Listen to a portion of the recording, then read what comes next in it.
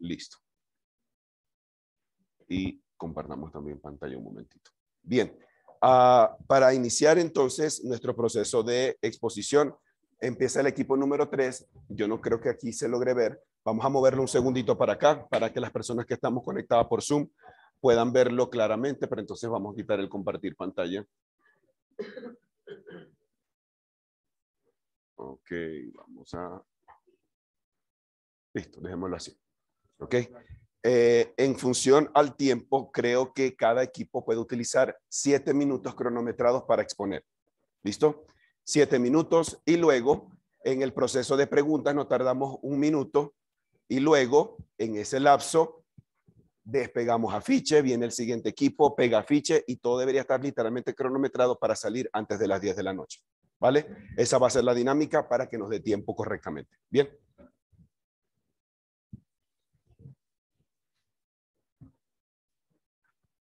Entonces,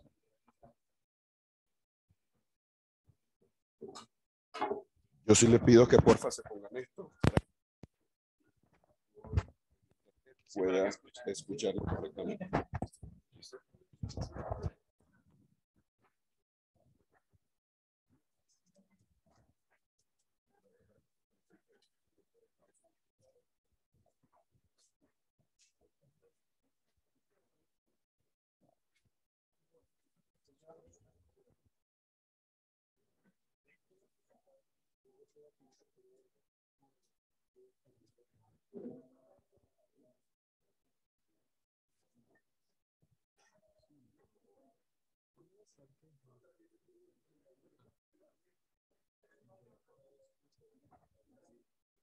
¿Listo, equipo número 3? ¿Listo? Listo, adelante, por favor. Lo demás hacemos un hecho. Listo, buenas noches. Bueno, a nosotros nos correspondió la iglesia del jubileo. Entonces vamos a empezar un poquito para poner en contexto quién es el arquitecto que nos correspondió. En este caso es el arquitecto Richard Meyer. Es un arquitecto que aún está vivo, tiene actualmente como 85 años, ya es viejito. Pero este arquitecto tiene algo muy particular y es que él es de la escuela de Le Corbusier. Entonces, digamos que es muy interesante porque su arquitectura, aproximadamente siempre él trabaja lo que son museos, iglesias.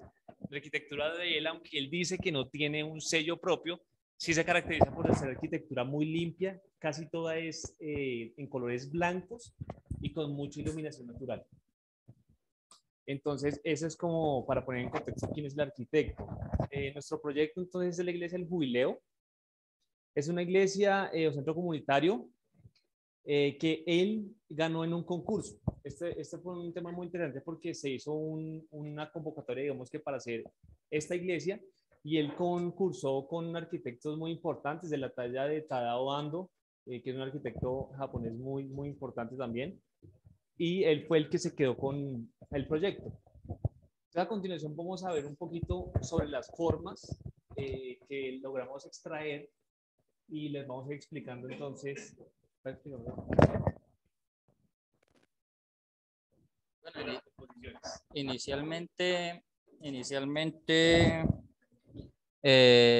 esta obra como tal tiene una forma cúbico redonda. Este arquitecto hizo un plano con un punto de fuga. Desde este punto de fuga comenzó a buscar la esfera, a darle forma a la esfera. Vemos un plano, que este plano, que es el suelo, está hecho en mármol travertino. Este es un mármol que es poroso.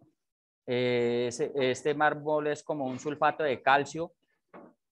Es un material muy peculiar. Ahí les envié unas diapositivas al grupo. Al final está el material para que lo puedan observar.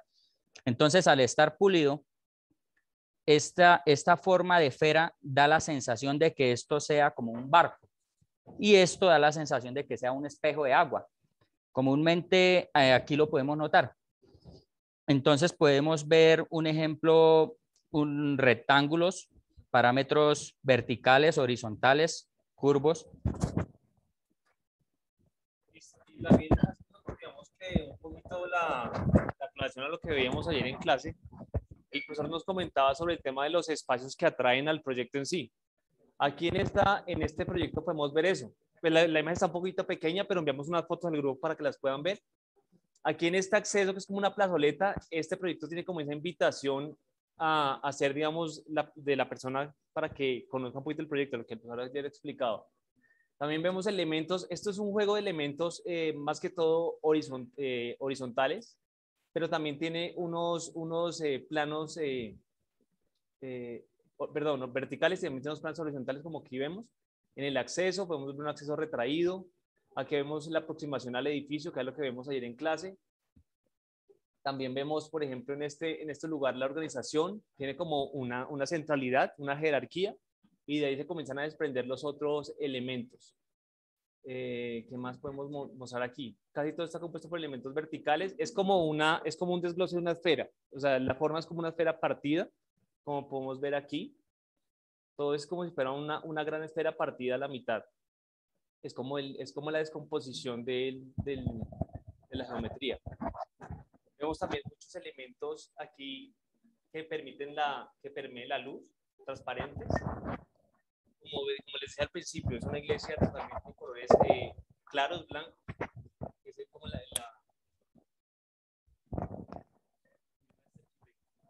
Pues en sí, cada una de las conchas que refleja como una vela tienen estas separaciones. Entonces estos ángulos están separados y los une en sí la cristalería, el vidrio, que es lo que hace que el lenguaje de la luz tenga como un significado de divinidad, combinado con el color blanco, que es un significado de pureza, porque el arquitecto Meyer en sí es muy minimalista, diciéndolo así, en el concepto de que él se enfoca mucho de cómo la luz se utilizó en las iglesias del Rococó, como dando esa iluminación, ese sistema de divinidad, de pureza en los altares, en las imágenes.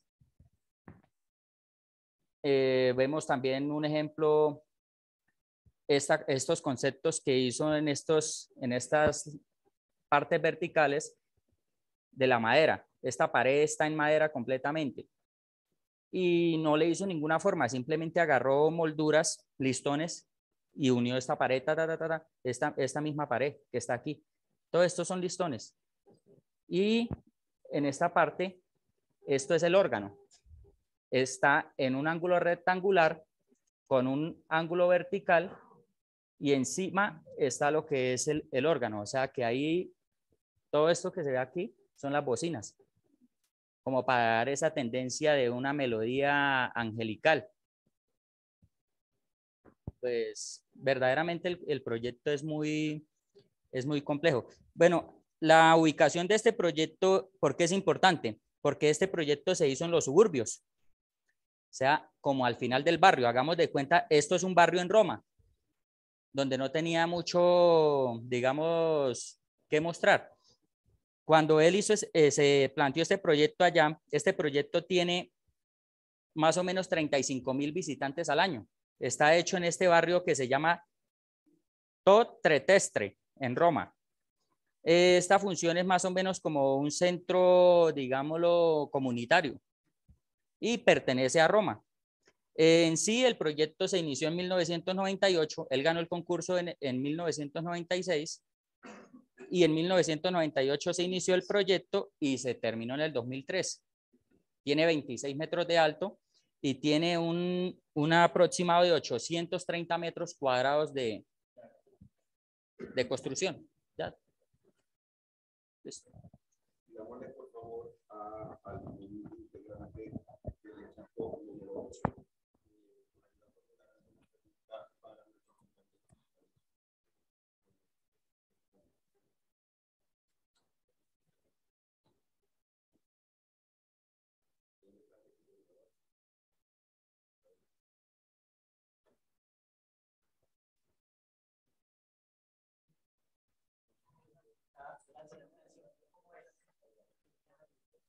Las circulaciones son lineales y básicamente, digamos que las geometrías es como, digamos, el tema. En fachada las geometrías son un poco, digamos que complejas, pero internamente es una iglesia. Entonces, digamos que las circulaciones son totalmente lineales. y ahí digamos que no hay ningún recorrido extraño, ni digamos que pasajes secretos, ni nada, son líneas totalmente. Acá las podemos ver, cómo está compuesto. Esta es la nave principal, tiene un poco mejor acá. Son circulaciones muy básicas y lineales.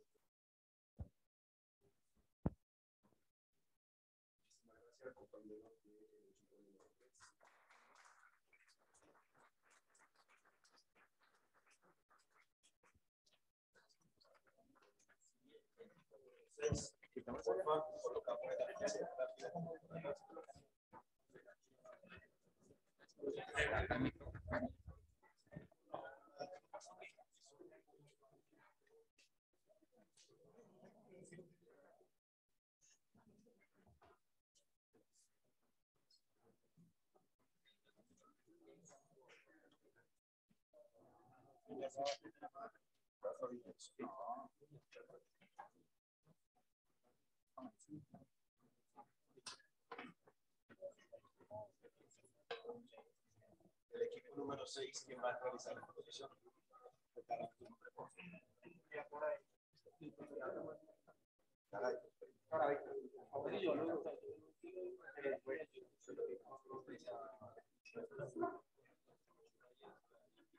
Iniciamos. ¿Listo? Por favor, utilizamos el micrófono para que el compañero de esta porción.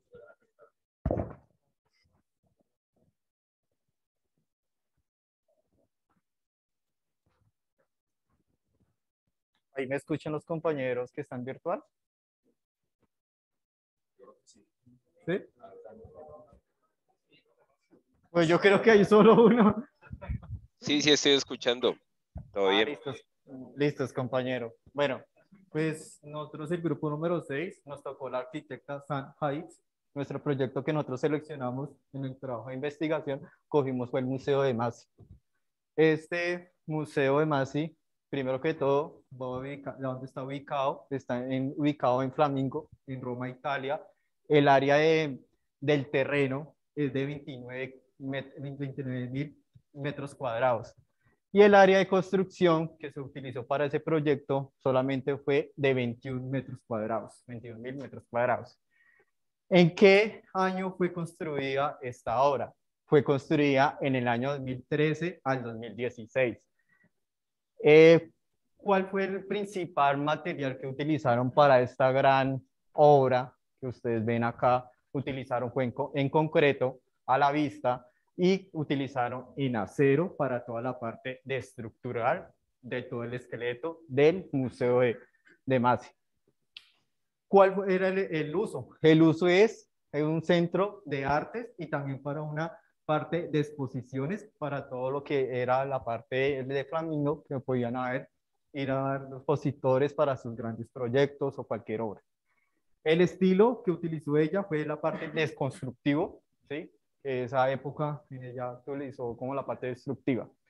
Ahora voy a pasar a hablar quién era la arquitecta. Primero que todo, ella nació el 31 de octubre de 1950.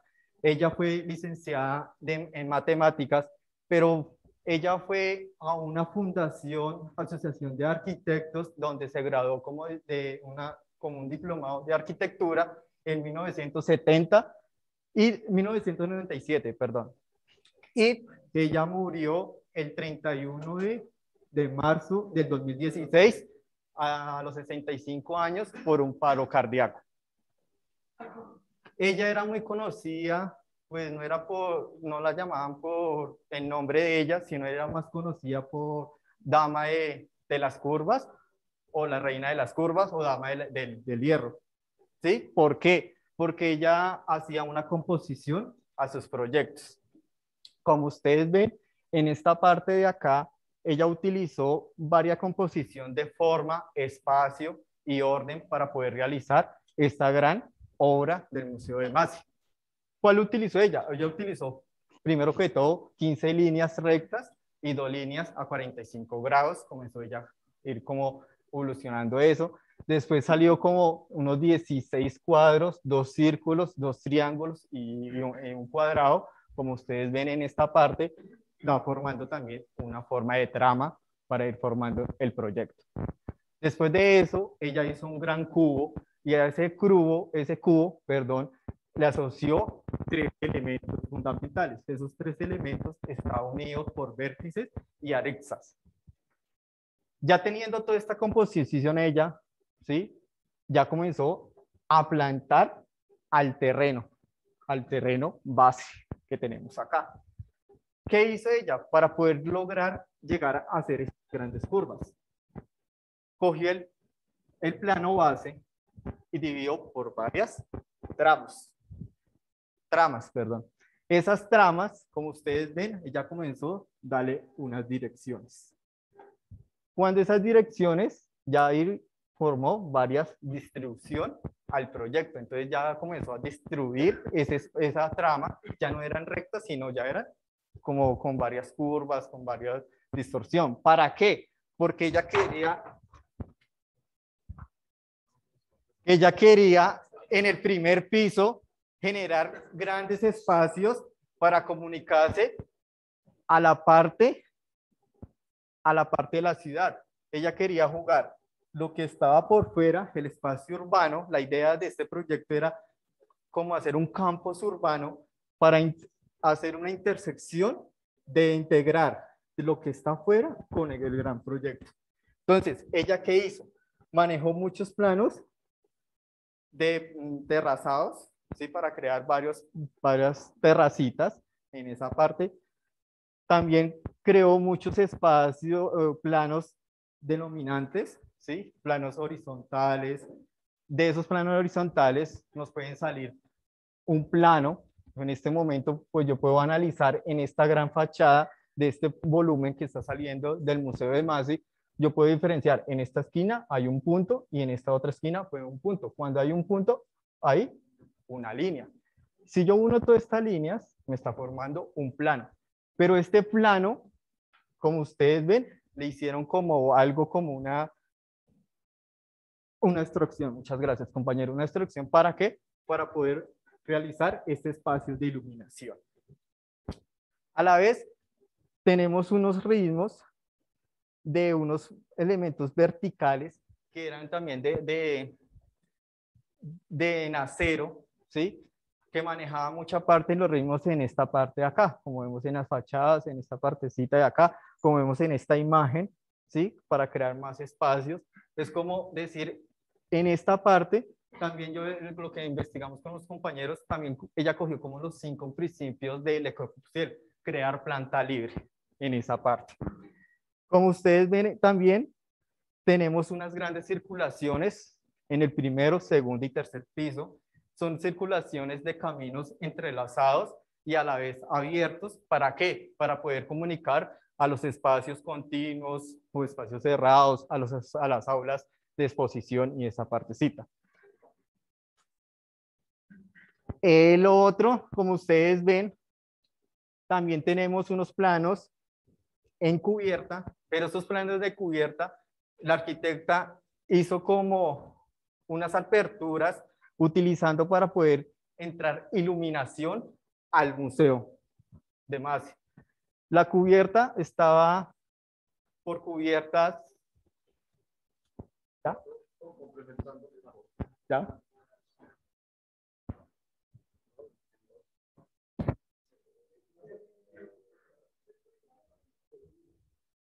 Por favor, a algún compañero o compañera del equipo número 1. No, pero faltó la cubierta. Por favor, una pregunta para el equipo. Internamente son recubiertos obviamente en una resina, su refuerzo es en hormigón armado, básicamente es todo eso. Y obviamente pues pinturas que nos dan un texturizado y un acabado para un espacio como este Museo Max.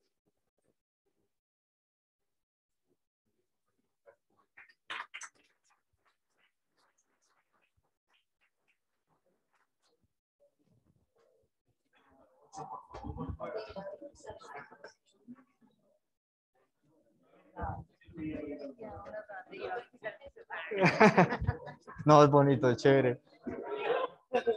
Bueno. No, faltó, mano, ¿no? El corte de pailas, la cubierta y los colores y la iluminación.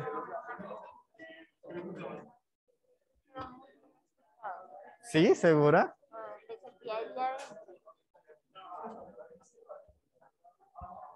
¿O cuando se cayó eso? Yo no sé cómo alcancé.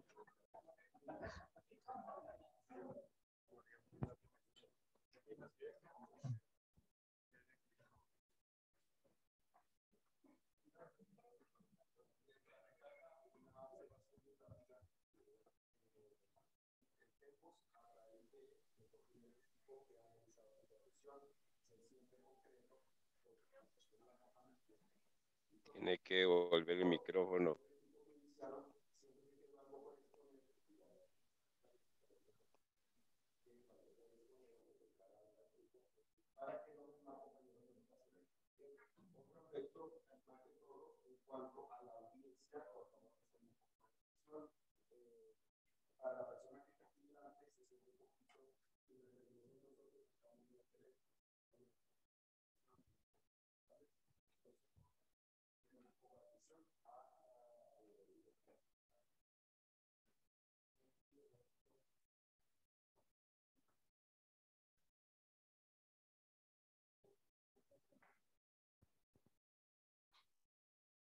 Ujú.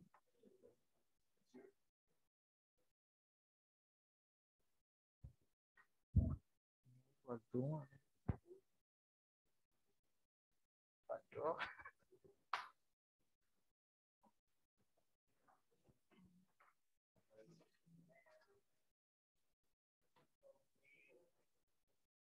Ay, qué pena.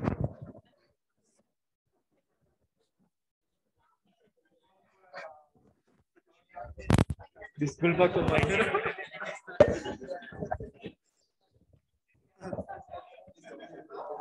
Ya me voy a dejar acá embalado sin escuchar. A nosotros nos correspondió el arquitecto Le Corbusier. Él nació el 6 de octubre de 1887 en Suiza. Su primer proyecto arquitectónico fue la villa de Fayette en 1900. Él define la arquitectura como el juego correcto de los volúmenes de la ciudad, aumentando nuevos materiales como el hormigón armado y grandes magnitudes. Y muere en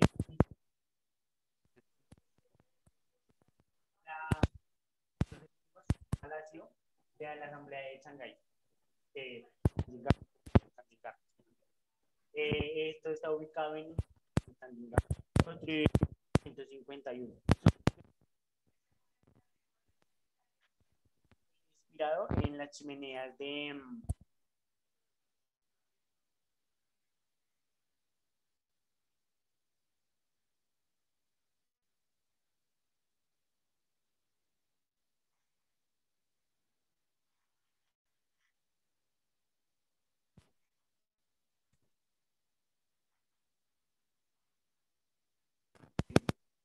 implementar que desde lejos fuera un gran...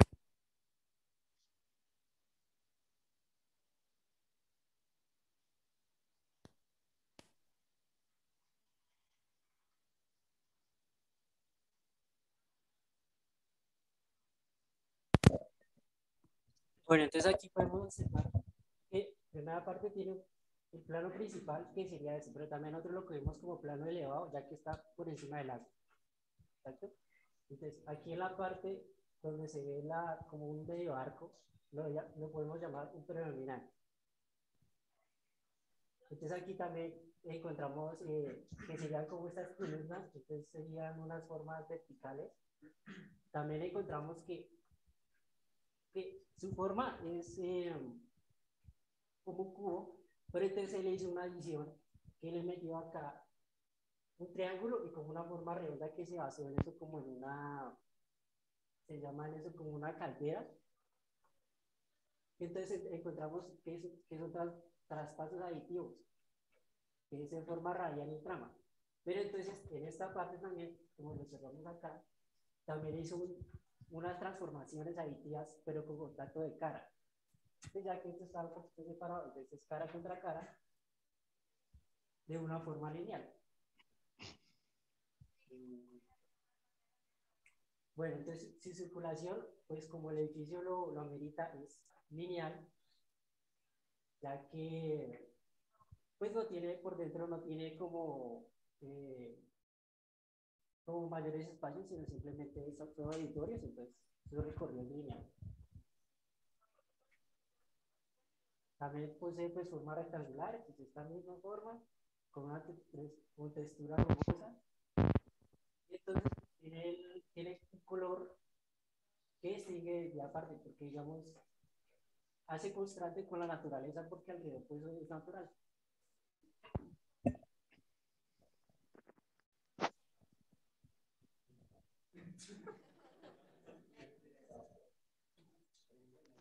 Ya le pregunto. Ya le pregunto. Le pedimos, porfa, a un representante del equipo número 2 que nos ayude con una pregunta para nuestros compañeros. ¿Sí? Equipo número 2. ¿Por qué el arquitecto decidió darle esa forma a esa estructura? Bueno, entonces, pues como lo había explicado, que en esta parte él se basó en una caldera. Entonces él le gustó como esa forma y le añadió, es una adición, porque en general la forma pues era rectangular, ¿sí? Pero entonces sería como muy simple y entonces pues fui investigando y le llamó la atención a colocar estos adicionales.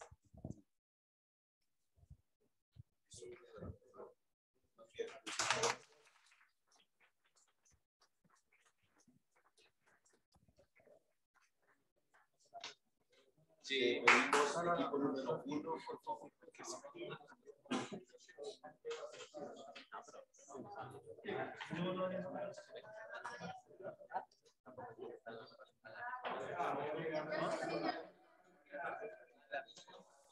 El equipo de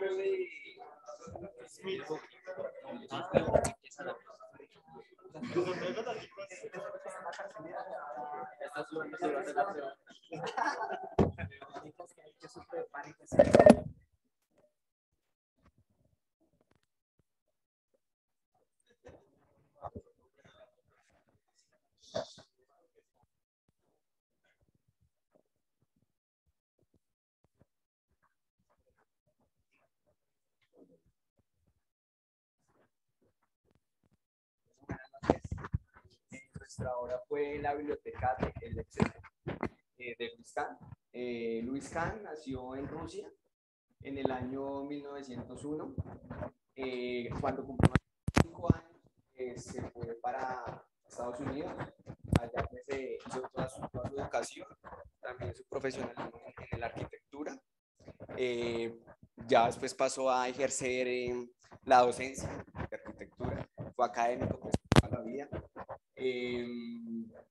La obra que él hizo de la biblioteca del Exeter fue por el concepto que él tenía en tema a la educación, que no había un espacio digno para el tema de que las personas fueran a aprender, a meditar, de todo eso.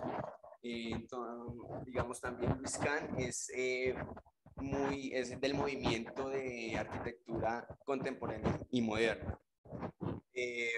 La obra queda ubicada en Estados Unidos, pues en la localidad de Exeter.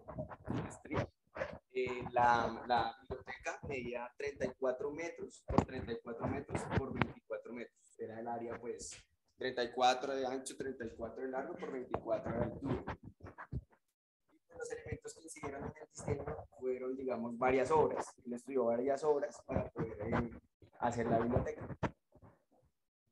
Ahora, con base en el análisis formal, podemos ver primero la orientación. La orientación o la ubicación de esta biblioteca queda justo en la mitad del campus, que tiene alrededor de 247 hectáreas.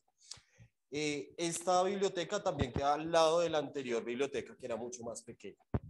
En cuanto a inercia visual, su forma predominante, que viene a ser el sólido primario también, es un cubo, por lo cual la inercia visual pues, es bastante sólida, no se ve que tal vez pueda tener algún movimiento, sino que es algo más bien estático. Como les mencionaba, el sólido primario es un cubo, por lo cual todas las representaciones que podemos ver pueden ser representaciones cuadradas o rectangulares. En la fachada podemos ver formas rectangulares que vienen en las columnas y vamos a tener una especie de filas por donde están las ventanas, generando así una especie de trama.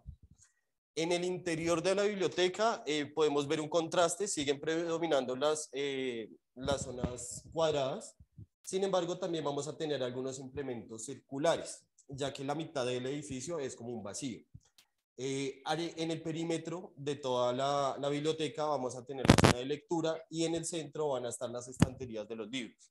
Un poco el concepto de la biblioteca que quiso resaltar Luis Kahn fue que la biblioteca no es un depósito de libros, sino viene a ser un lugar de conocimiento. Entonces, por eso dejó toda el área perimetral para el conocimiento o pues para la lectura y así pues poder difundir también con el paisaje una reflexión.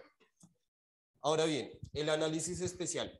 Este edificio es una yuxtaposición, es decir, la combinación de dos figuras geométricas, por decirlo de alguna manera, que en realidad vienen a ser cubos.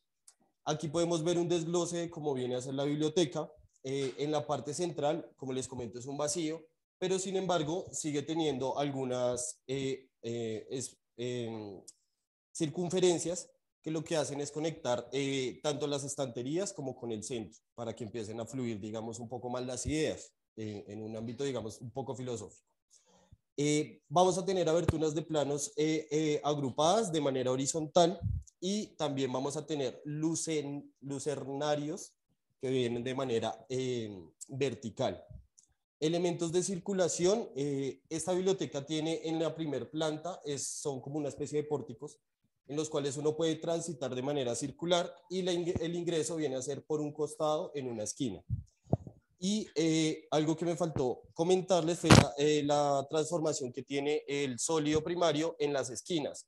En las esquinas no se termina como tal en punta, sino que viene a ser una especie de octágono, por decirlo de alguna manera, ya que las esquinas son obviamente mucho más pequeñas. También lo que influye en la orientación es la iluminación. Como es un cubo, tiene la vista hacia los 4 puntos cardinales, por lo tanto siempre va a tener luz, ya sea directa o indirectamente, dependiendo pues la posición en la cual uno se ubique. No sé si hasta el momento tengan alguna pregunta, alguna duda.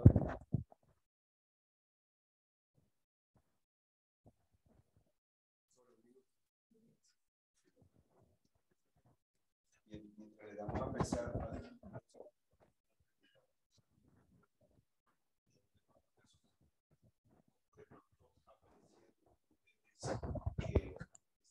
La organización.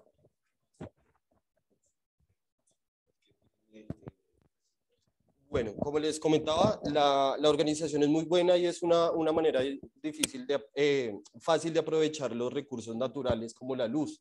Precisamente como les comentaba, las zonas de lectura quedan en el perímetro, en la parte interna, y en la parte del centro no hay un edificio, no es completamente plano, sino hay un vacío, el cual permite conectar todas las caras del edificio.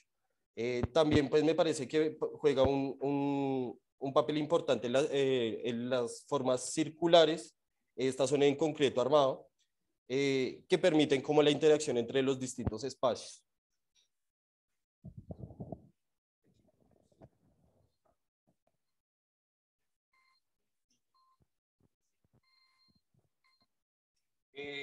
Fue inspirado porque, digamos, Luis era un académico, ¿sí?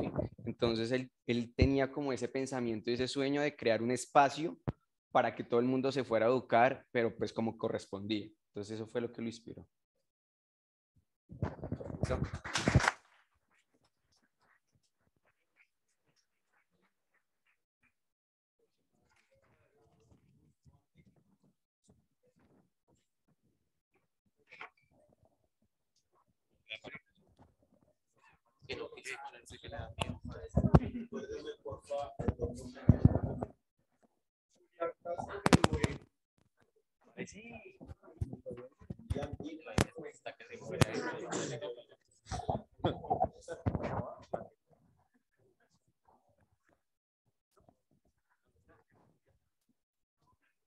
Buenas noches. Nos correspondió el arquitecto Frank Gehry. Elegimos el Museo de la Biodiversidad de Panamá, o Biomuseo. Iniciamos pues con una breve biografía. Nació en Canadá, en Toronto, nacionalizado en los Estados Unidos. Nació en los Estados Unidos. Nació el 28 de febrero del 29, 93 añitos. Ganador del Pritzker en el 89, pero no por obras, sino por trayectoria arquitectónica. Creo que ha sido el único que ha ganado ese premio por esa razón. Diseñó el trofeo del Mundial de Hockey en el 2004. Es, digamos, aficionado o fan del equipo Alamy. ¿Qué más podemos decir? Su nombre real es Frank Owen Goldberg. ¿Qué más decimos de este personaje? No, el man digamos, es un deconstructivista. O sea, el man es una cosa loca para diseñar porque no es, o sea, no son estructuras simétricas, por decirlo de alguna manera, sino coge y arruguemos un papel y ya, creo algo. Eso es lo que genera, digamos, la genialidad de este personaje. Continuamos con la obra en sí. Bueno, listo. Entonces nosotros pues como tal nos enfocamos en la obra del biomuseo. El biomuseo está ubicado en la calzada Amador en la ciudad de Panamá. Fue construida pues donde era antiguamente una base militar alrededor de los años bueno, el periodo de duración de la construcción fue desde el 2006 hasta el 2014. El área total de construcción fue de 4.100 metros cuadrados. Pues fue encargada a Frank por parte de la Fundación Amador, el Ayuntamiento y el Instituto Smithsonian, que queda ubicado creo que en... Sí, creo que en... Sí, bueno, entonces para darle al mundo, dar al mundo a conocer lo que es el ITSO, que el ITSO vendría siendo, el ITSMO, eso, perdón, que vendría siendo lo que es el movimiento de las placas tectónicas, así desde hace millones de años, lo que es el puente de lo que es Panamá para unirlo, pues el continente todo americano. Adicional a esto, pues se creó el biomuseo para mostrar lo que es la biodiversidad, el ecosistema, los animales y cómo en la creación de este ITSMO pues generó todo este tipo de biodiversidad. Bueno, entonces, Bueno, entonces el edificio como tal está construido por lo que son 8 edificaciones. En la central está lo que es el atrio. Ahí pues no se tiene, digamos, como mucha información. Pues se tiene la información inicial para darle pie a lo que es un recorrido por las otras 7 ubicaciones. Paneles. Entonces, bueno, el primero se llama Galería de Biodiversidad, donde se muestra pues como tal en solo imágenes lo que es la fitotectura, animales y clima, el clima de lo que es Panamá como tal. El Panamarama, que ya es una experiencia más envolvente, ya que se utilizan sonidos e imágenes para dar una representación de cómo sería, pues digamos, lo que es Panamá sin construcción de edificaciones. Construyendo el puente, que es pues otra, ¿cómo se llama eso? Otra edificación, otro pabellón, donde se muestra pues cómo fue que el movimiento de las placas tectónicas generaron pues que se hiciera el levantamiento de la tierra para generar el canal. Ya luego sigue lo que es la huella humana, que es la relación que ha tenido pues el ser humano como tal, como pues dentro de lo que es el área de Panamá, que vendría siendo el mismo. La red viviente ya es como, es un jardín botánico donde se hace un análisis desde el componente más pequeño que hace parte de lo que es el ecosistema de Panamá hasta el más grande, desde los insectos en su relación con las plantas y demás. Ya luego sigue lo que es el Panamá, es el museo, que ya es la última edificación, y ahí lo que se da es a conocer de cómo Panamá tiene relación con lo que es ya a nivel global, pues todo el mundo. Pues ya luego de eso hicimos un análisis, pues como decía, pues sí, el taller, de lo que es los temas vistos en clase. Entonces nosotros qué hicimos, pues sacamos de las figuras, pues las líneas, pues con cada numerito donde pues se da, pues sí, la definición de lo que se está explicando. Digamos acá en el número 1, que es arista con arista, está acá, que es donde pues el contacto de la arista de lo que es la viga de acá de acero con la otra viga. Bueno, cara con cara, que es la ubicación pues de los lados, digamos acá ya lo que es el sistema estructural en acero, la cara de pues una columna, sí, eso ya sería una viga, con lo que es la columna, pues como no hay digamos una unión total, sino simplemente un toque, ya que pues se complementa, se une, entonces pues ahí aplicaría lo que es cara con cara. Las formas radiales como esta, que a partir de esta forma, pues ya se empiezan a desglosar pues ya las vigas para generar pues ya el techo. Formas agrupadas, que vendrían siendo la parte del techo, ya que pues podemos ver que el man, así como decía mi compañero, puede coger un papel, tirarlo y decir que de ahí va a armar una obra, y básicamente eso se puede expresar acá en lo que es el techo. Pues que son formas sin sentido, pero que todas forman pues lo que es el pabellón, pues el atrio central. Formas en trama, que lo podemos ver acá en la retícula de las ¿cómo se llama esto? De las ventanas. Volúmenes maclados, que pues como decía el profesor en la clase, es cuando hay un elemento casi que interseccionado con el otro, que si no estoy mal, eso lo tengo por acá, sí, que es cuando, por ejemplo, pues yo lo tomé de esa manera, ¿no? En el momento de la construcción se hizo el volumen de concreto y luego ya se le puso el otro volumen, entonces ahí ya hubo lo que es pues el maclado, ¿sí? Y bueno, y así pues con las demás figuras. Pues digamos, elementos predominantes, pues no sería uno, porque pues sería predominante sobre predominante sobre predominante.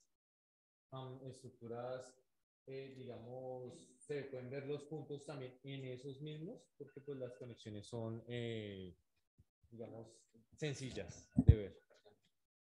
¿Y ya?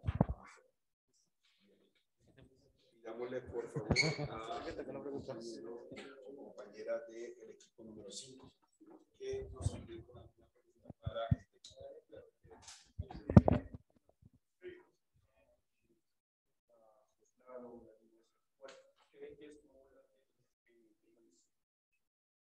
se escribe mucho mejor ahí.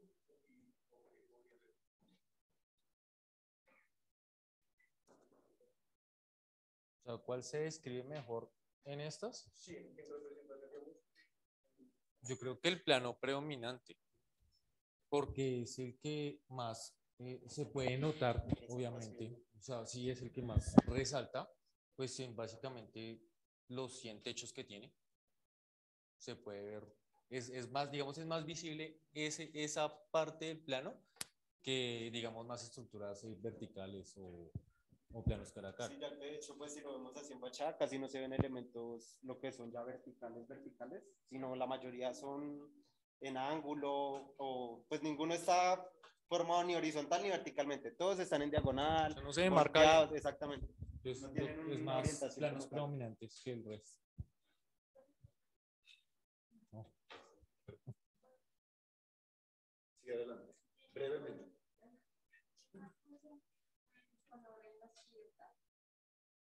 Es más por representar la biodiversidad que hay en Panamá.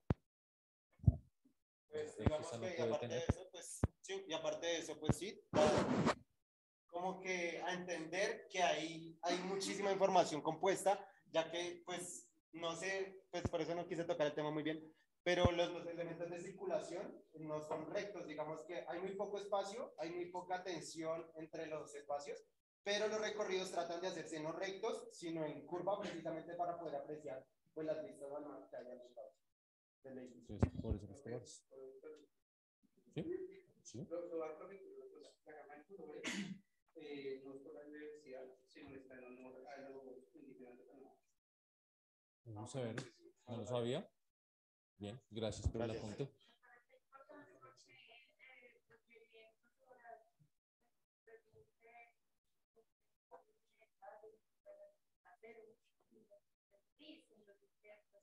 Siempre es monocromático.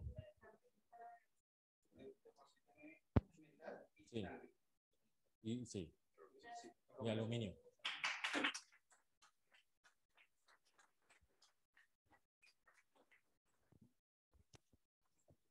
Por la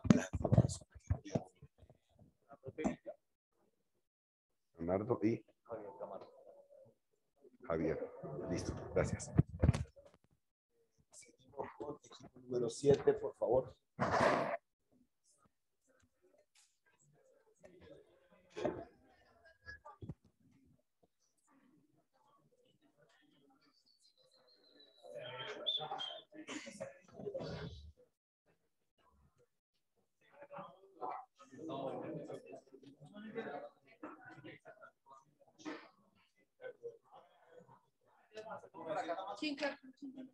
Necesitaríamos como por allá.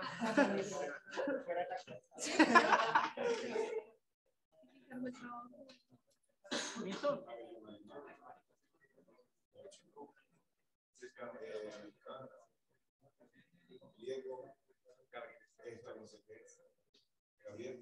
Ah, pero fue Gabriel.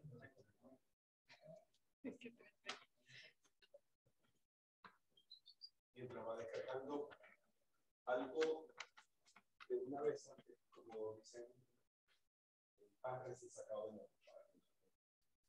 Cuando nos retiramos, o nos estemos, mejor dicho, refiriendo a un arquitecto, a una persona, evitemos por sobre todas las maneras del mundo colocarle el mal. ¿Qué va a decir? El arquitecto, diseñador, proyectista, el arquitecto gay, el arquitecto gay, pero evitemos decirle listo para que tengamos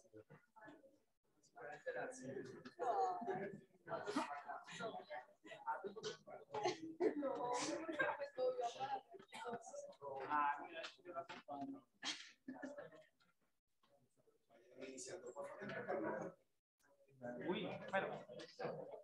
Buenas noches. No, a nosotros nos correspondió el arquitecto Norman Robert Foster.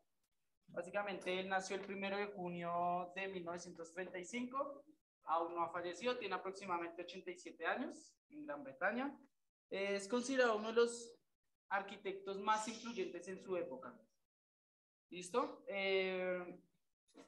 Su especialidad o en la arquitectura que él se enfocó es el high tech, que básicamente es el brutalismo extremo, para poderlo entender así.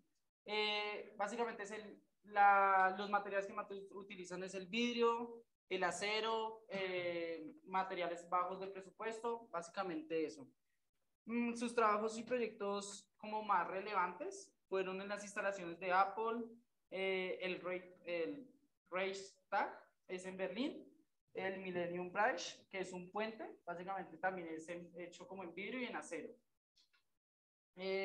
Sus referentes fueron Frank Lloyd y Le Corbusier, fueron básicamente como que los maestros en el que él se guió.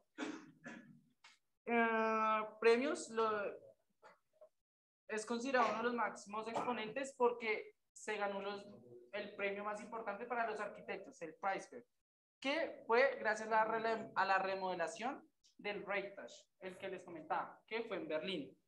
Entonces, la estructura que nosotros, o el proyecto que nosotros nos basamos, es el auditorio de Clyde Glasgow.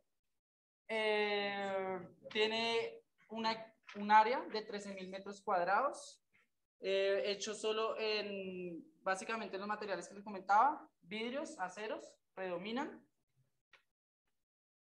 Empezó su construcción en 1995, terminó a finales de agosto de 1997.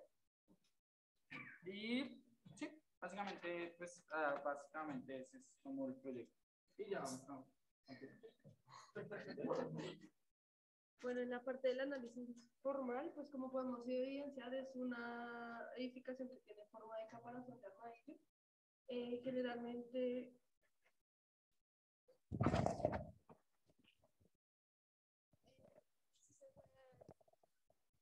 evidenciar que la base como tal es un cubo con un corte diagonal más o menos donde empiezan los semicírculos alargados, que es el techo. Esa sería como tal las transformaciones de la forma, pues que es la base del cubo y semicírculos alargados. Tiene el volumen maquillado que sería como tal el techo, que le sale desde la base generalmente. El tamaño alcanza la altura de 15 metros, pero tiene un punto más alto que es en total de 45 metros.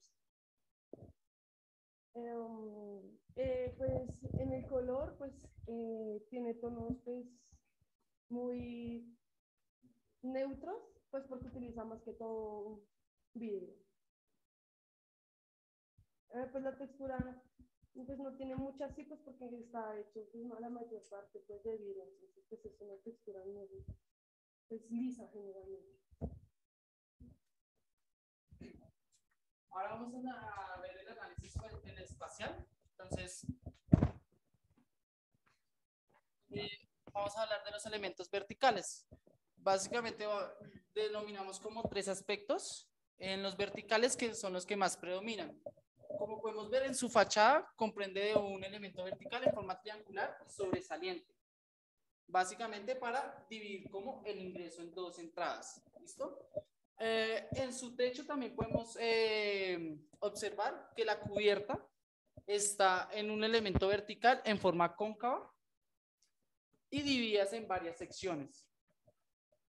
Dentro del edificio también podemos observar elementos verticales donde incluyen todas las zonas de servicios, VIP, y hay un sector en la fachada que es como un mirador básicamente.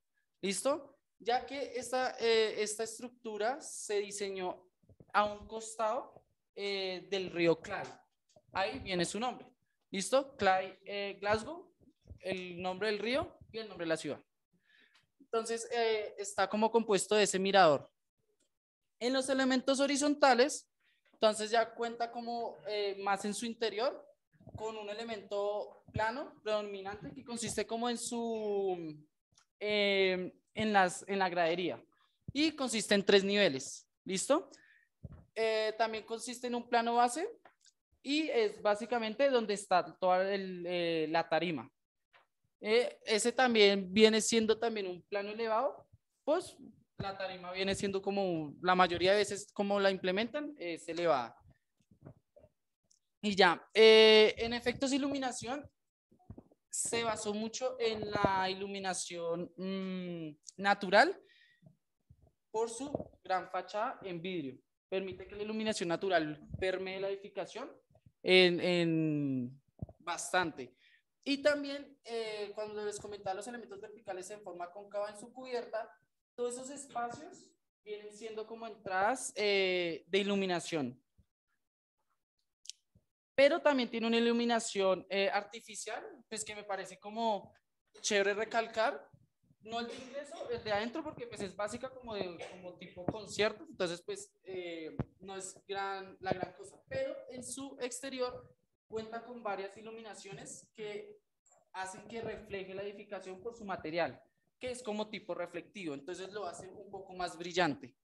En los elementos de circulación viene siendo elementos perimetrales para darle como un mejor accesibilidad al tema del auditorio. Entonces todo es perimetral y viene desde la parte frontal, que es donde la entrada, donde todo se divide en dos entradas. Todo ahí se radica toda la parte de la circulación. Terminé.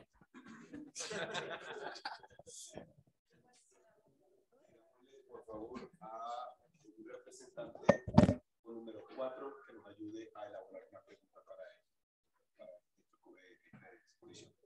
Cuando tú dices que la luz está reflejada del material, ¿qué tipo de materiales?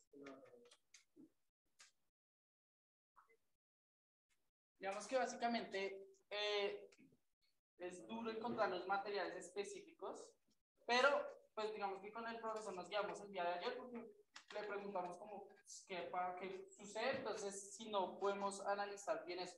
Entonces pues básicamente podemos analizar que el material es liso y tiene ciertas como propiedades reflectivas para que ayude a reflejar mejor la iluminación que se le da.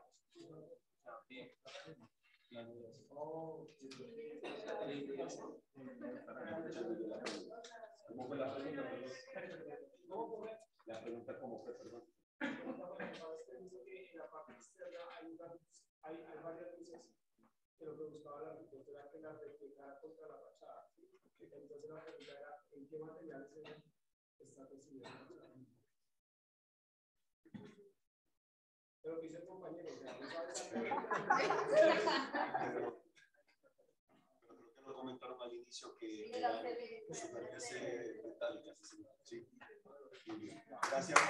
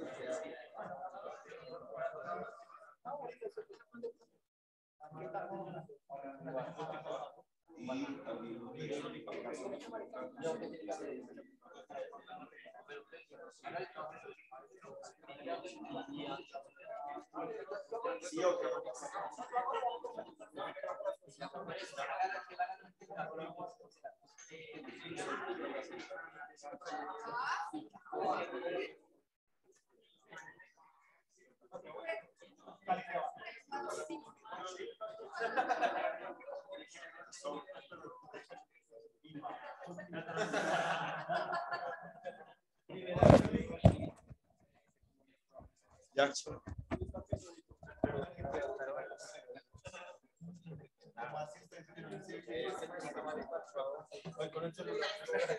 También hay que compartir pantalla, profe. No, ya se está compartiendo.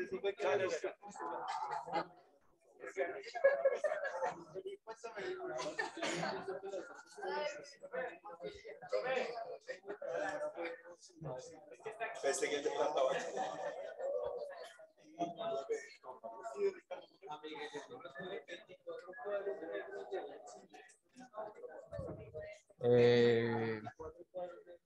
Buenas noches. En este caso vamos a exponer de Ludwig Mies van der Rohe, y también de la obra que escogimos, que es el pabellón alemán ubicado en Barcelona. El pabellón alemán, bueno, primero vamos a hablar de Mies van der Rohe. Su nacimiento fue el 27 de marzo de 1886 en Prusia. El fallecimiento de este personaje fue el 17 de agosto de 1969 a la edad de 83 años en Illinois. Fue arquitecto, profesor, diseñador, y sus obras más reconocidas está en Toronto, el Dominion Centre, Centro de Dominio, el edificio Sea Gran ubicado en Nueva York, Casa Farnsworth y el pabellón alemán, del cual se va a hablar hoy. Para empezar un poco, Mies van der Rohe no empezó como arquitecto, aunque esa era su vocación, sino él empezó de a poco ayudando en la empresa de su padre, ayudando en el oficio de su padre, que era carterista. En 1905 se traslada a Berlín para hacer estudios y colaborar, ya empezando en su vida arquitectónica. Fue un arquitecto del siglo XXI que se centró más que todo en la arquitectura moderna, pero siempre sus impulsos fueron hacia la arquitectura antigua, la clásica. Después de esto estalló la Guerra Mundial, la Primera Guerra Mundial, y él tuvo que ir hacia otro país. Ya en este caso él había terminado sus estudios y había sido una persona que ayudó en varios aspectos arquitectónicos en Europa, y se trasladó a la Escuela Técnica de Illinois en Chicago. Este es el edificio más reconocido de él, el edificio Egram, que es cuadrado y se dice que es uno de los más bonitos que hay en Nueva York, debido a que es cristal, y en el cristal no se ve tan marcadas las estructuras de acero que se usaron, siendo para la época en que se construyó una innovación, porque recordemos que anteriormente todo era en ladrillos o materiales que se veían demasiado prominentes, no resaltaba el cristal. Bueno, ahora vamos a hablar de las estructuras de este pabellón alemán. Este es el pabellón alemán. La ubicación es en Barcelona, Cataluña. Se terminó de construir en 1929 y se construyó, ¿por qué? Porque había una exposición, la Exposición Internacional de Barcelona de Arte. Entonces allí lo que hizo Van der Rohe fue representar por decir, la cultura y el renacer de Alemania, que en ese momento se llamaba la República de Weimar, como un movimiento modernista. ¿Cuál fue también la finalidad de construirlo? Simplemente exponer ese nuevo movimiento modernista. No tiene ninguna finalidad. Tiene un área total de 1.050 metros cuadrados, y pues aquí podemos ver en planta cómo es el plano. Los espacios exteriores: tiene un estanque, tiene unas zonas auxiliares, unas escaleras de acceso y pues unas plataformas. Los espacios exteriores, como los vemos acá, son unos corredores que pues los conducen en callejones pequeñitos, como estos y como estos. En realidad, en la distribución de espacios, Van der Rohe lo que utiliza es muchos voladizos y muchos muros altamente delgados, pues por los materiales que tiene. Aquí ya vemos los espacios interiores, vemos un estanque interior, una silla, dice que la típica silla moderna, pues para los años 30 eso es revolucionario, los espacios que utiliza, las butacas, y vemos que los muros son altamente delgados. Entonces, esto lo podemos ver y no, pues lo podríamos imaginar en algo de la época de los 2000, los 90 y no de los años 30, donde todo era empezamos a utilizar masivamente el concreto y aparte de eso, pues utilizamos era la mampostería. Entonces, tenemos muchas luces libres, vemos como los planos verticales y horizontales son como la esencia pues, de la estructura. Y acá, pues las líneas, que son lo que nos forman los perfiles para sostener esos planos. Vemos también los pilares, son pequeños pilares en cruz, que son los que sostienen el techo, y son pilares metálicos, que pues en su intersección, pues podemos definir un punto, y pues esta ya es una vertical, y pues las líneas. Los materiales que se utilizaron no se utilizó concreto, el concreto se utilizó pues para los exteriores, pero no necesariamente, fue mármol, acero, y fueron 4 tipos de mármoles. Aquí vemos los 4 tipos de mármoles, acero y el vidrio que se utilizó, muy revolucionario para la época. Cabe aclarar que después de la exposición de 1930 se desmontó esa estructura, no es la original, sino se llamó a un grupo de estudiantes de Facultad de Arquitectura y arquitectos para estudiar los planos, para volver a hacer este montaje, ya que había sido una de las obras icónicas de Van der Rohe, pero lo mejoraron en el aspecto del concreto, en las partes inferiores, exteriores, y la tranquilidad que quiere dar esto es, Van der Rohe quiso dar tranquilidad al no tenerlo tan epicentralmente en unos sitios llenos de ruido, de calles transitadas, de edificios que opacaran esta estructura, y por ende se volvió a reconstruir porque principalmente, como se decía anteriormente, esto fue utilizado para una exposición en 1929. Podemos ver cómo esto fue uno de los hitos para que pues hoy en día podamos hacer construcciones similares. Entonces en esa época era como algo increíble que pues hoy actualmente vamos a utilizar.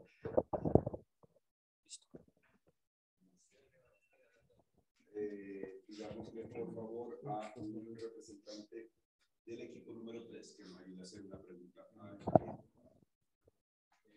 Según las propiedades visuales de la forma, ¿cuál es la inercia visual ahí?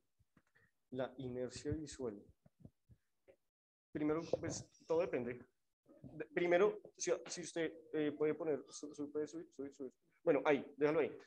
Creo que todo depende desde la perspectiva donde la estemos viendo, porque es que como yo le dije, primero pues tenemos varias, o sea, si lo estamos viendo desde acá, esto es un muro, pero si lo estás viendo desde esta forma, no vas a ver un muro si no estás viendo una línea.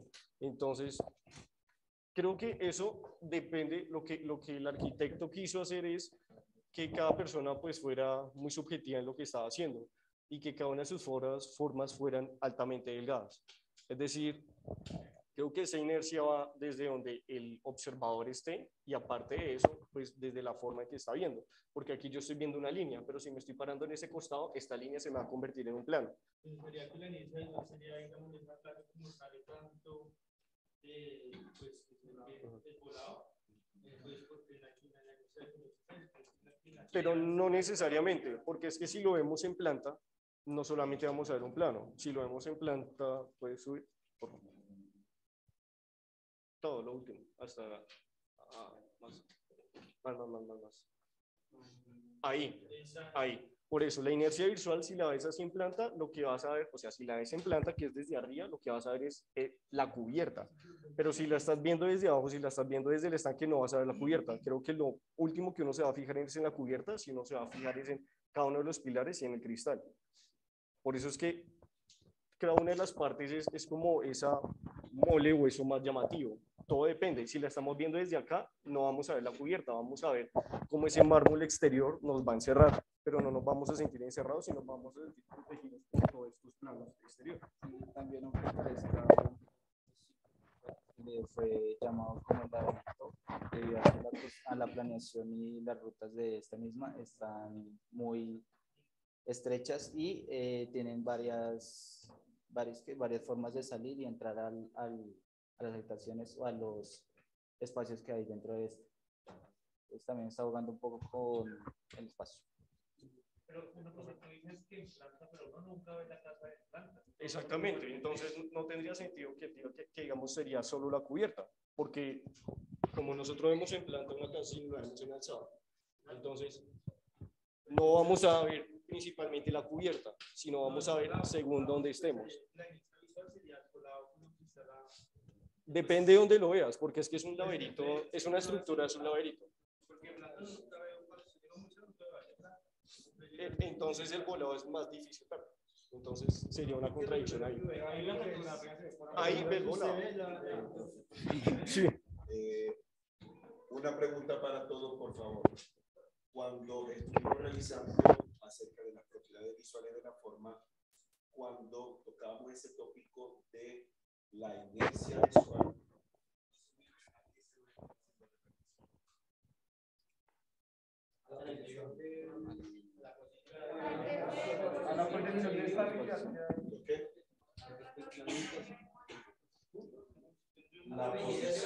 la posición de una forma volumen, pero que genera cierta estabilidad a la vista.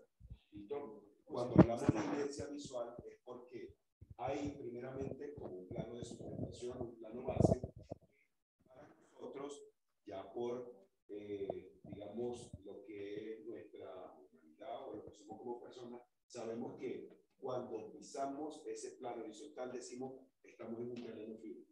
Si la edificación de pronto tiene una ubicación más o menos como está a mi izquierda, podríamos decir nosotros que el grado de estabilidad que puede tener una edificación sería casi que máximo o total. ¿Listo? Ya si encontramos una edificación o un proyecto que a lo mejor esté creado o pensado a través de pronto de un vértice y a partir de ese vértice se empieza a crear, a lo mejor nosotros empezamos a decir, si yo entro en esa edificación, a lo mejor siento que la edificación se va a caer. ¿Listo? Cuando hablamos de esa inercia visual es cómo nosotros percibimos ese grado de estabilidad o llamémoslo también como de una seguridad en que si estamos dentro de la edificación sentimos que no nos vamos a caer. Por ejemplo, la torre inclinada de Pisa. Creo que hemos visto ese monumento, aunque sea en fotografías. ¿Listo? Esa torre es completamente vertical o qué pasa con ella? Tiene una inclinación, ¿cierto? De primer momento, cuando nosotros vemos un edificio, cuando el edificio está completamente recto, nuestra mente enseguida percibe que el edificio es estable. Ya después vendrán otros factores como si las columnas están con una buena sección, si de pronto recibe o soporta todas las cargas, etcétera, etcétera. Si nosotros observamos la torre de Pisa, a lo mejor decimos, como me ha pasado a mí muchas veces, es que yo creo que esa torre parece que se pueda caer. Uno no sabe si a lo mejor en algún sismo, ojalá que se lo ocurra, que en un sismo que pase, a lo mejor esa torre termine de inclinarse o a lo mejor se vaya a caer, no lo sabemos. Visualmente, la torre, una vez más enfatizando, desde el punto de vista de la percepción visual, no genera mucho grado de estabilidad, pero, ojo, yo no he estudiado el sentimiento, ni mucho menos he ido hasta allá para pero por lo menos que uno va intuyendo de ese tipo de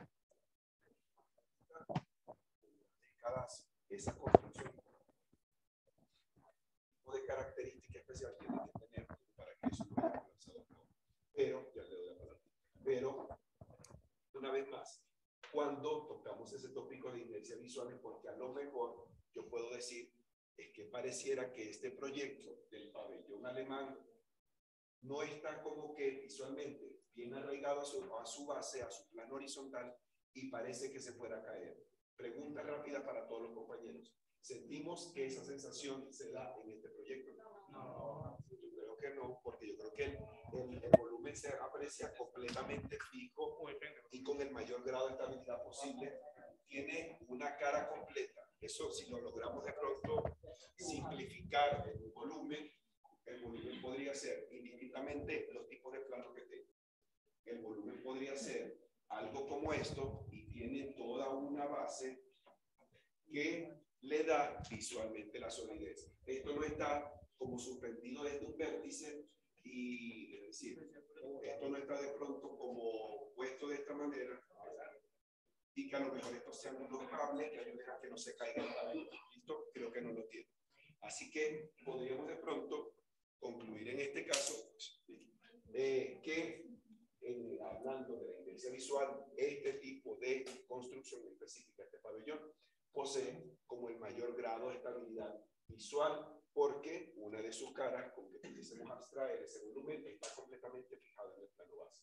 Por ahí tenía una consulta. Sí, nos queda como un asunto cuando lo de la doctrina y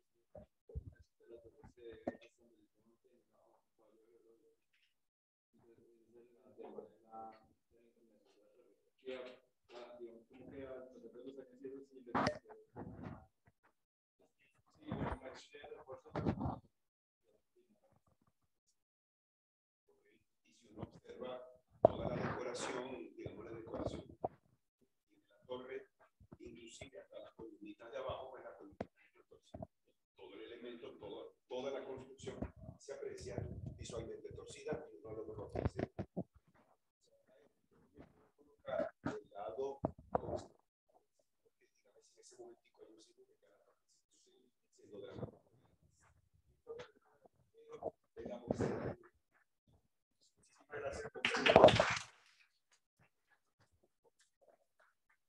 Y finalizamos con el equipo número 4.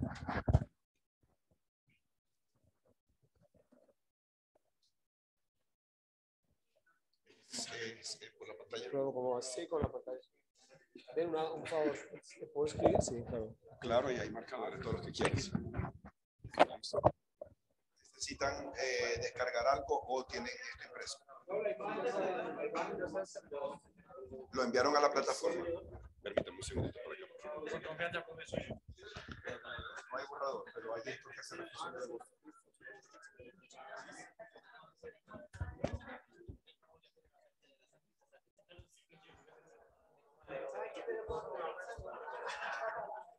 Eso se sabe en la exposición, pero digamos que es importante para los compañeros. Yo no entiendo cómo el camino al éxito.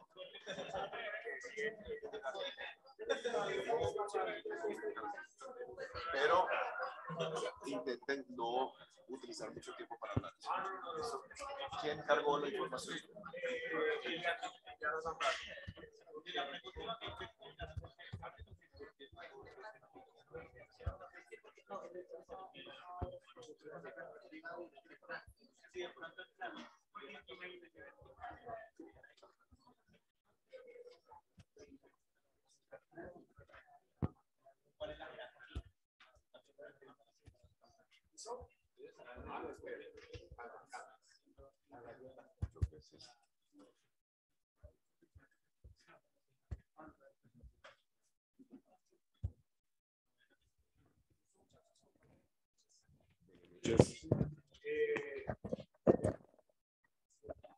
¿Verdad? Nos prestan bastante cuidado, ¿por qué?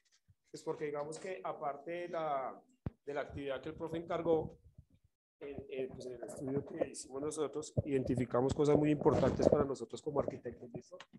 Entonces, si pudiesen apuntar el nombre del man y, disculpen, el nombre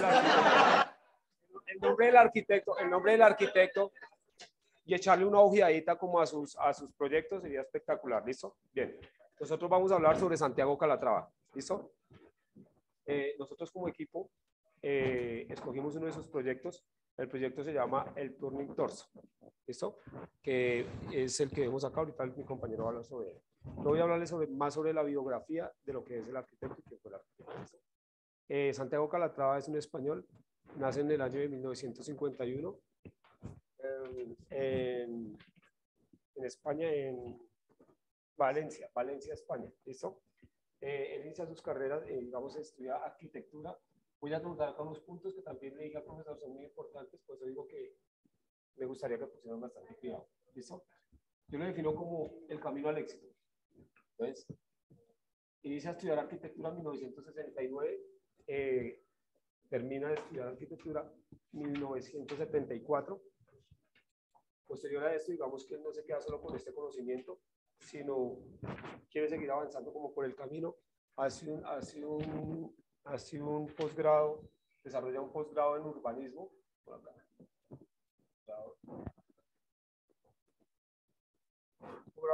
En urbanismo. Él es de España, pero migra hacia Zurich, Suiza.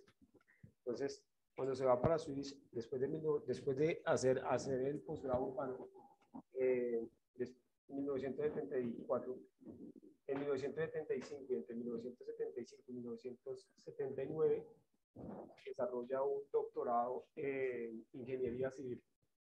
Entonces, aquí lo va a poner. Doctorado.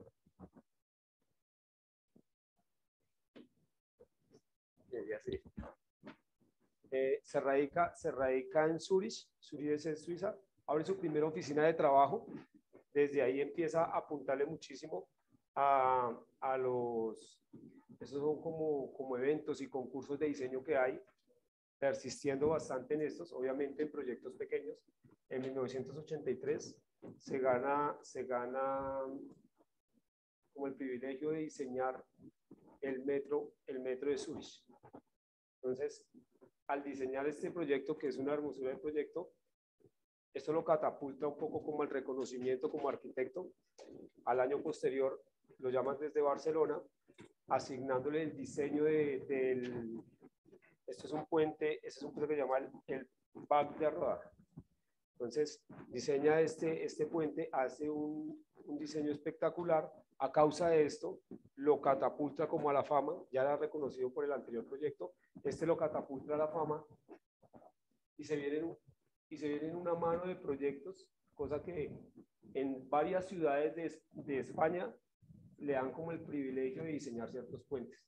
Los puentes que diseña él marcan como la excelencia de la arquitectura en España y en diferentes lugares del mundo.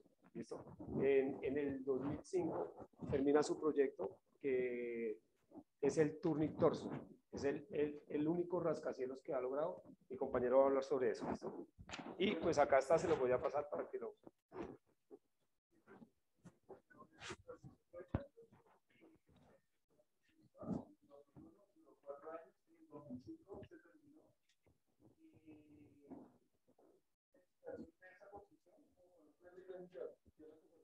Claro. Hasta un ángulo de 90 grados. El primer bloque está conformado por 9 bloques, que los podemos ver acá. Cada bloque está compuesto por 6 pisos. Tiene habitacional, comercial y oficina. Los materiales con los cuales fue desarrollado este edificio fue el acero, el concreto, el aluminio y el vidrio. ¿Sí? Es una cosa que la arquitectura está reflejada en una estructura muy limpia que refleja aprovechamiento al máximo de iluminación. Sería muy limpio. Aparte que es un icono de la ciudad, es un icono de la ciudad que es Suecia. Tiene 190 metros de altura, tiene 54 pisos, tiene una superficie total de 13.000 metros construidos. ¿Qué más sería el edificio?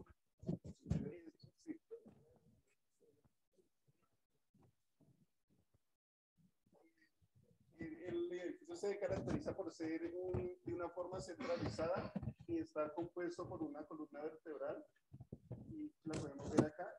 Podemos ver varias figuras geométricas que lo componen. Predomina el círculo, el cuadrado y el triángulo, que al combinarlo nos da una forma pentagonal, que podemos ver acá en este punto.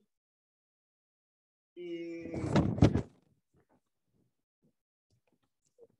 los sólidos binarios identificados, que son esos mismos que podemos ver, y la precisión de la forma, que queda como tal el desplazamiento, aunque son 9 cubos que se desplazan aproximadamente 10 grados y nos da una forma de un cilindro, ¿sí? Aunque sea espiral. La función principal es una construcción muy por parte del arquitecto que quiso presentar porque algo novedoso. Una parte que es el más alto para la época de Suecia y el segundo en Europa. Quería comentar. Yo porque anoté este punto y les comenté pues que es muy importante, pues me parece a mí pues que lo tuvieran en cuenta. Yo le llamo esto el camino al éxito. Si se dan de cuenta el arquitecto, sí, ya, lo voy a aclarar, lo voy a aclarar. El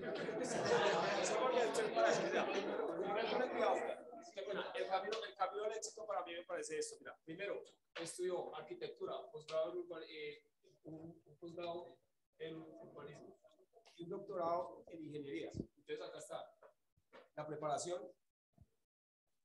participaba en muchísimos concursos, acá está la persistencia y acá está el enfoque, el tema de sus proyectos.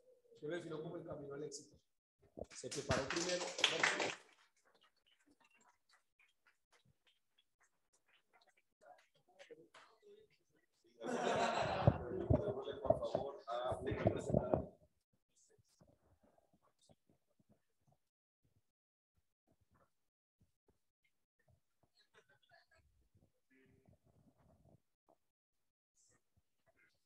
Siguiente pregunta.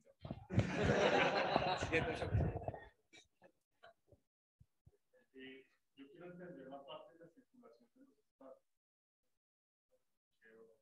Ok, bueno, cuidado. Normalmente digamos que el arquitecto se inspira en la naturaleza y el cuerpo humano. El edificio se llama el turning torso. Él genera como la parte del torso. Pero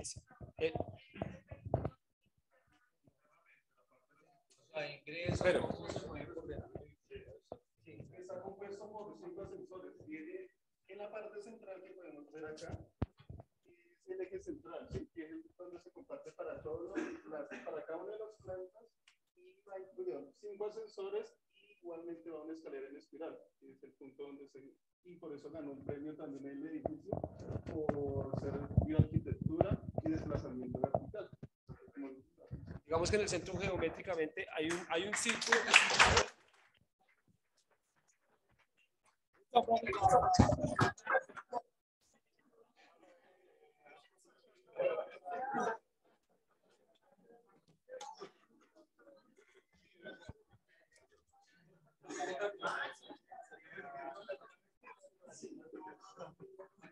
Espero que de pronto a mí no me vayan a aplaudir para que me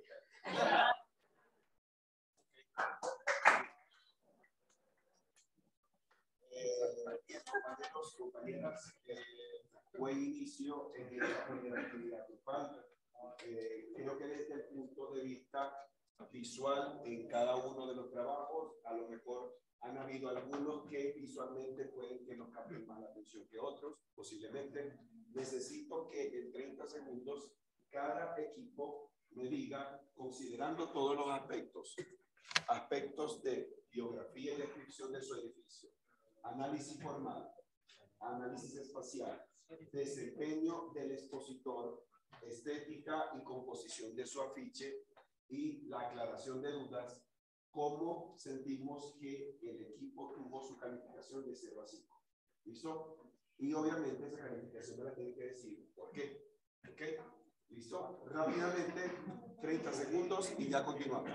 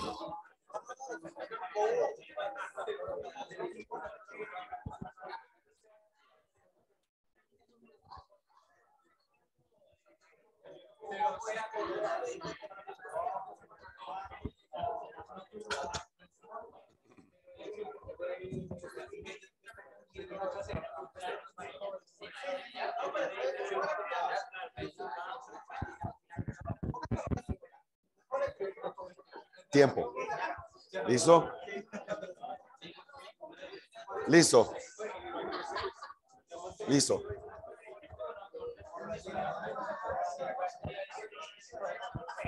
Listo. A ver, comencemos rápidamente.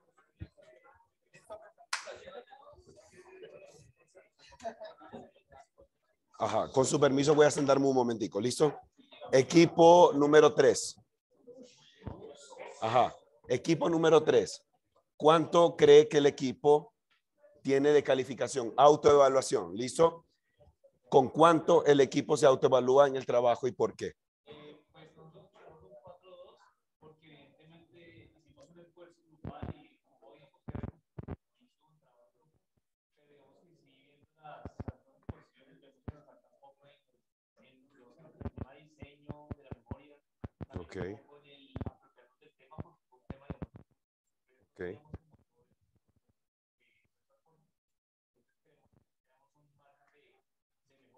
Ok. Listo. Equipo número 6.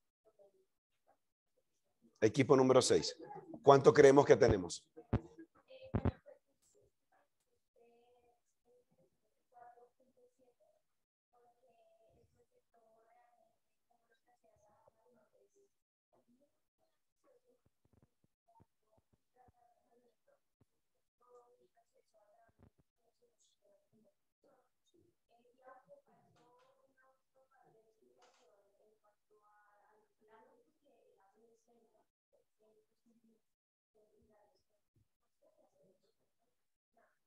Listo. Equipo número 8.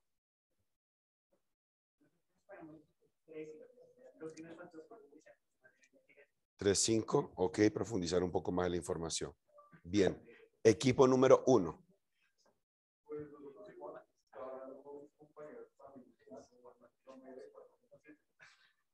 Pues porque sentimos que trabajamos en el mismo, sí, o sea, trabajamos en el mismo esfuerzo. Pero ¿qué faltó?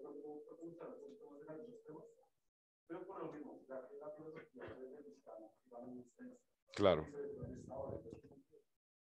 Centralizarlo todo antes que trabajamos. Perfecto. Equipo número 2.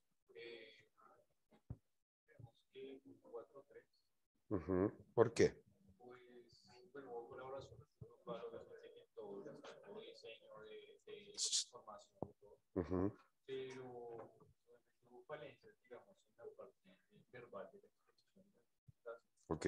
Y en la punto, digamos, de la respuesta, nosotros también dejamos, digamos, esa duda, no lo habíamos analizado. Perfecto. Equipo número 7. Ajá.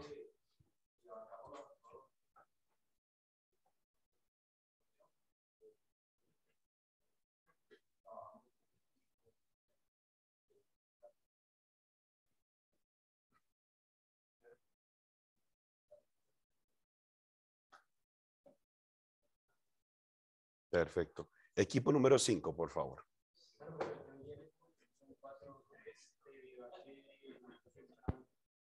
Para la hora de presentar y una serie de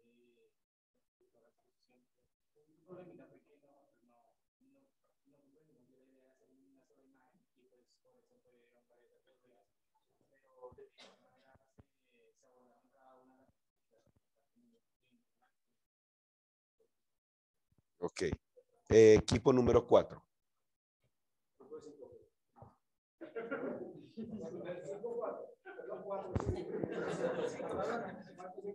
Le debo nota entonces.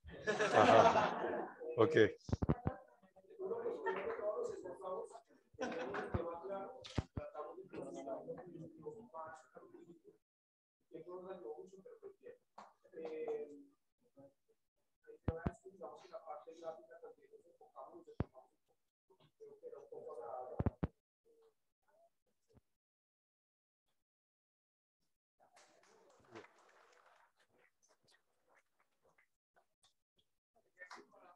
Se quedó sin palabras, literalmente.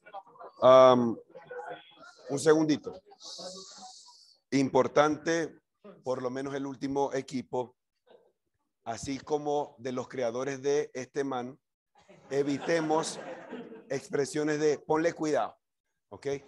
Utilicemos otro tipo de expresión para decir, ok, vamos a intentar explicarlo de otra forma, ¿ok? Eso lo utilizamos en la conversación entre nosotros, pero cuando son momentos de exposición, entre más técnico sea nuestra expresión verbal es mucho mejor. ¿Listo? Un segundo antes que nos vayamos. En algunos casos, normalmente yo tomé aquí unas anotaciones, los compañeros por acá decían, profe, escriba mejor que no puedo ver lo que está escribiendo ahí. ¿Ok? Normalmente esto yo se lo voy a compartir a la persona que vaya a cargar la información en la plataforma. Necesito que una persona por equipo cargue la información acá.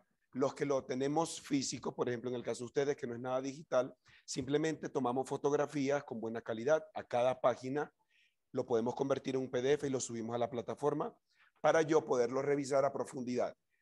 Según mi apreciación, hubo algunos tópicos que a lo mejor comentamos, pero muy sutilmente, o a lo mejor ni siquiera la comentamos, especialmente desde el punto de vista espacial. En algunos casos me pareció que nos quedamos mucho en la parte de información técnica del arquitecto, de la parte formal, y cuando íbamos a llegar a la parte del espacio, yo les hacía tiempo, ¿ok? Porque hasta ahí llegaba el tiempo. Fíjense, por lo menos lo hicimos literalmente cronometrado y faltan 5 minutos para las 10, más o menos, ¿ok? Todavía no. Entonces, esta retroalimentación yo se la voy a facilitar a la persona que suba por acá, una persona por equipo. Puede ser ahora al llegar a la casa o puede ser mañana en el transcurso del día, no pasa nada. Sesión número 7, ¿listo? Porque yo obviamente en función a las anotaciones voy a volver a revisar la información y voy a empezar a colocar la calificación de 0 a 5 en cada uno de los tópicos, ¿listo? Yo lo voy a comparar con lo que ustedes la calificación con que ustedes se autoevalúan y pues ahí tendremos la nota final. ¿Listo? Importante. Y lo voy a colocar con este ejemplo. No quiero que de pronto se vaya a malinterpretar ni nada. Creo que muchos de nosotros acá trabajamos, ¿cierto? ¿Listo? Si nuestro jefe de pronto nos dice es que mañana tenemos que entregar a las 7 de la mañana un informe de ventas de lo que fueron los últimos 5 meses anteriores. ¿Listo? El jefe espera que a las 7 de la mañana el informe esté listo. Si a lo mejor a las 7 de la mañana empieza la reunión y el informe está a medias, lo más seguro es que el jefe nos pregunte, ¿y qué pasó con la información restante? A lo mejor, quiero que nos imaginemos el escenario, que ustedes digan, señor jefe, pero considere porfa el esfuerzo, no dormí durante la noche. A lo mejor el jefe le va a decir, ajá, me parece bien tu esfuerzo, pero necesitábamos presentar algo, ¿ok? Aunque en muchos casos escuché, profes, que hicimos un buen esfuerzo, me gusta que hagan esfuerzo, porque cuando uno hace esfuerzo, el resultado parece que sabe más sabroso. ¿Listo? Tiene una mejor degustación cuando lo probamos, ¿ok? Pero no solamente nos podemos quedar en el simple esfuerzo, necesitamos mostrar lo que nos están pidiendo, ¿listo? En general, una retroalimentación completa, muy bien, buenos desempeños hasta ahorita, buenas presentaciones, sigámonos esforzando. Dios mediante, el fin de semana, como el sábado creería yo, ya podría tener la nota y la retroalimentación escrita bien decente y bien presentable para poder compartir con cada equipo. ¿Listo? Nos encontramos mañana. Feliz noche para todos, que estén muy bien. Sí. ¿Puedo mirar ahí? Sí, claro.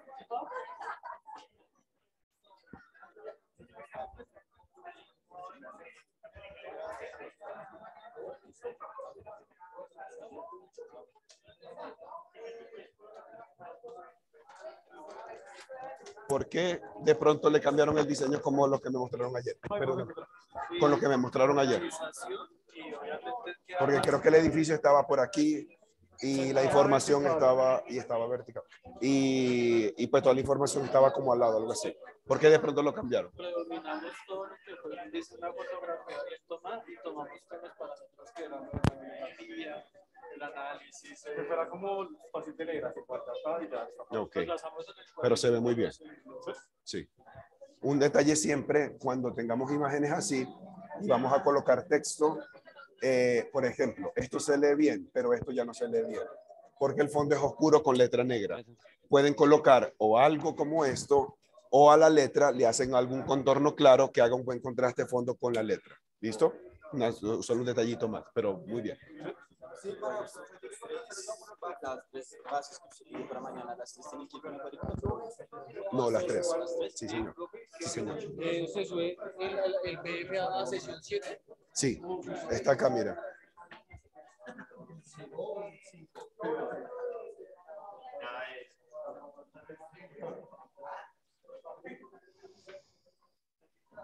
Aquí.